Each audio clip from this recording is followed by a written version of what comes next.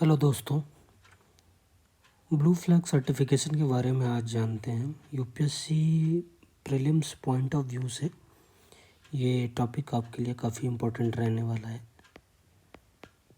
UPSC prelims में ऐसे अब तक क्वेश्चन पूछे नहीं गए हैं, बट इकोलॉजी एनवायरनमेंट इकोलॉजी के लिए काफ़ी इम्पोर्टेंट टॉपिक है ये। सबसे पहले हम ये जानते हैं कि blue flag certification recently news में रहा क्यों है। बेसिकली हमारे इंडिया में जो कोस्टल वाटर्स हैं, आपको पता है हमारे पास दो आइलैंड समूह भी हैं, Andaman and Nicobar and Lakshadweep.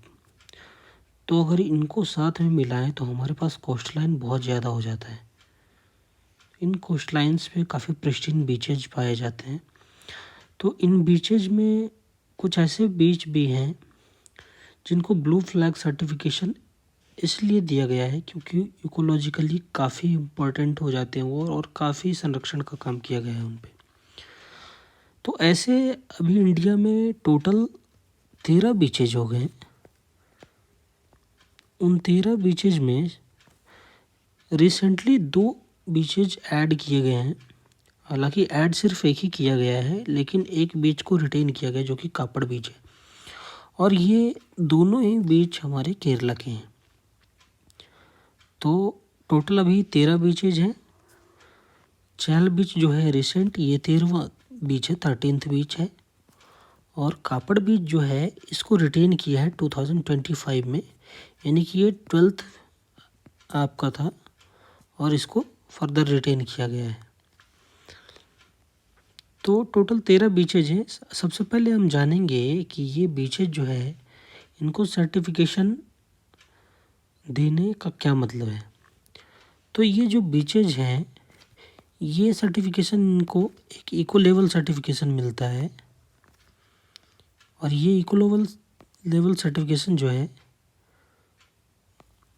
मरीनाज, beaches और इको टूरिज्म बोट्स को मिलता है।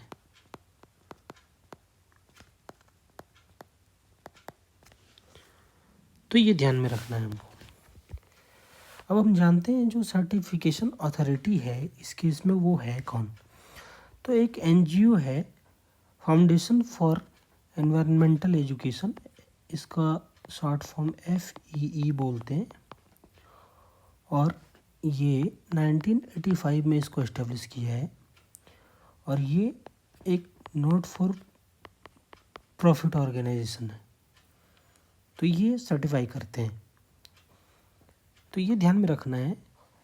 अभी कुल मिला के 4000 प्लस ऐसे साइट्स हैं, और स्पेन एक लीडिंग नेशन है इन साइट्स में।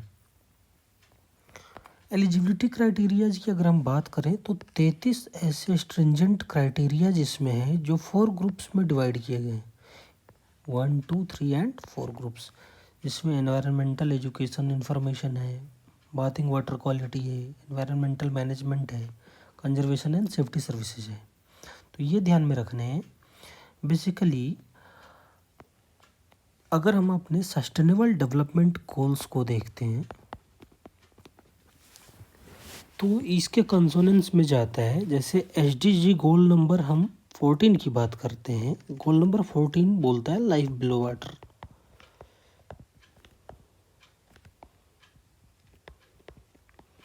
ये भी इससे रिलेटेड है। अगर गोल नंबर 6 की बात करें तो clean water and sanitation.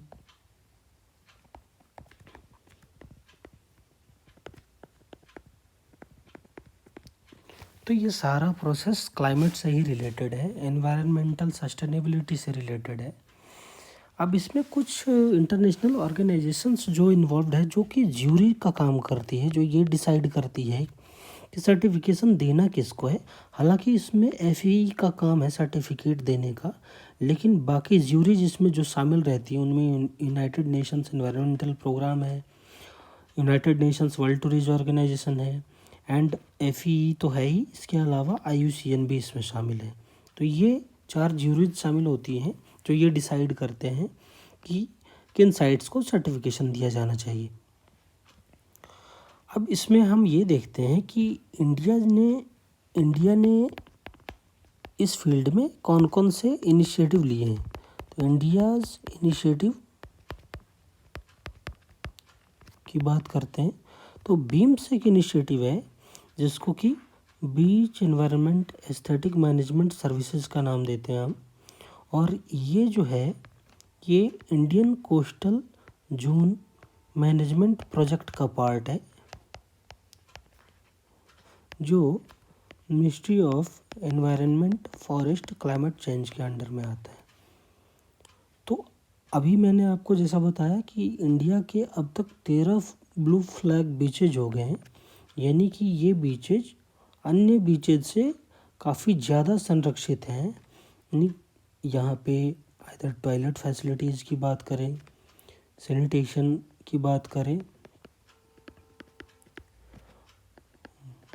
Bathing water quality की बात करें, ये सारे हो गए, या टूरिज्म फैसिलिटीज़ की बात करें, एक्सेसिबिलिटी की बात करें,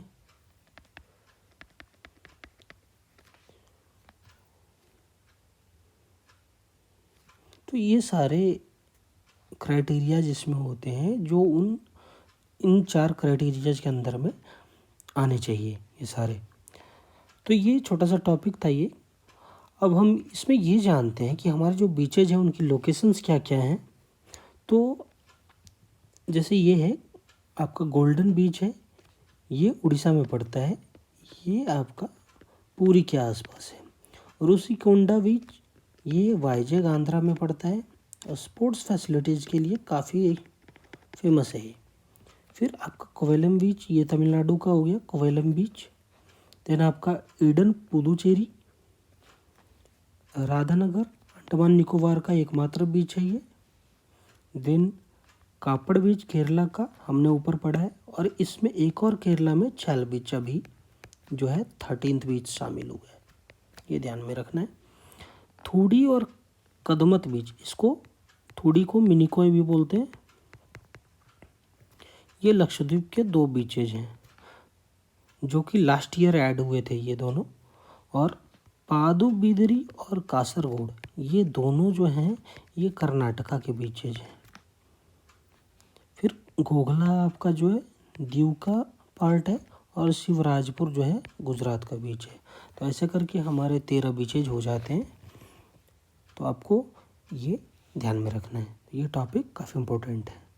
तो अब इससे रिलेटेड एक क्वेश्चन जो पूछा गया है, ऑब्वियसली ये प्रीवियस ईयर क्वेश्चन यूपीएससी का तो नहीं है, but export credit guarantee corporation में ये क्वेश्चन पूछा हुआ है।